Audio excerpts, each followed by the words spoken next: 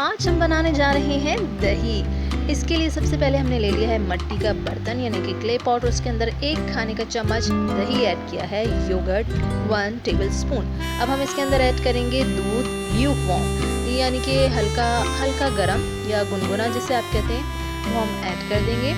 और जितने भी दूध की दही बनानी हो उसके लिए 1 चम्मच दही एनफ है, काफ़ी हो जाता है। बस हमने क्या करना है, इसको अच्छी तरह से मिक्स कर देना है और ढक के रख देना है। हमने इसको इसकी जगह से हिलाना नहीं है, जहाँ आपने बर्तन को रखना है वहाँ से हिलाना नहीं है, ताकि आपकी दही अच्छे तरीके से जम जाए।